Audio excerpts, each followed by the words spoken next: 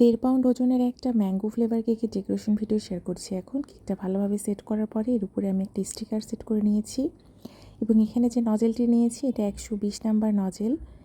আসলে গোলাপের অনেক রকমের নজেল হয়, এটা হচ্ছে 120 নাম্বার নজেল এবং উপরে যে স্টিকারটি সেট করেছি এটা হচ্ছে নন ইডিবল, মানে এমনিতে নর্মাল যে স্টিকারগুলো পাওয়া যায় ফটোস্ট্যাটের দোকান থেকে প্রিন্ট করে নিয়েছি। তারপর এটা নিচে একটা ফন্ডেন্ট দিয়ে কভার করে নিয়ে তারপর কেকের উপরে সেট করেছি। এখানে 120 নাম্বার নজেল দিয়ে এইভাবে দেখেন উল্টা করে কিন্তু আমি ধরেছি নজেলটা।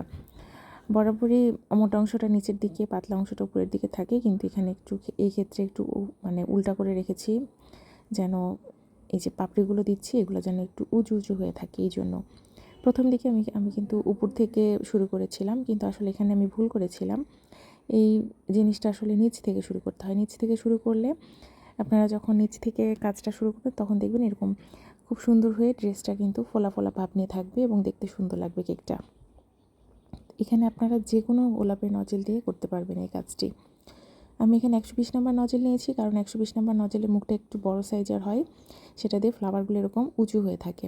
তারপর এখানে নিয়েছি 2D নজেল। 2D নজেল দিয়ে এভাবে ছোট ছোট করে এভাবে রাউন্ড শেপ করে হাফ রোজেট তৈরি করে নিচ্ছি। এটা 2D অথবা 1M যে কোনো একটা নজেল দিয়ে আপনারা এই কাজটি করতে পারবেন।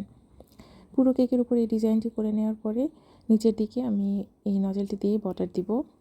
এই একটা নজেল দিয়েই এই যে এভাবে জাস্ট একটু প্রেস করে করে এভাবে বর্ডার দিলেই কিন্তু খুব সুন্দর একটা ডিজাইন হয়ে যাবে। ক্লায়েন্ট আপু আমাকে কোনো রকমের ছবি দেননি, শুধু বলেছিলেন যে মেয়ে বাচ্চার জন্মদিন একটা সুন্দর একটা কেক তৈরি করে দিতে। আমার মাথায় আসলে এই থিমটাই ছিল যে এটা বানাতে বেশি সময়ও লাগবে না এবং বাচ্চাটাও খুশি হয়ে যাবে। এবং কেকটা পাওয়ার পরে অনেক বেশি খুশি হয়েছিল। কেকের উপরে নামটি লিখে দিয়েছি, দুই পাশে 2টা প্রজাপতি দিয়েছি, আর এই তো কেকটার ফাইনাল লুকটা ছিল এটা।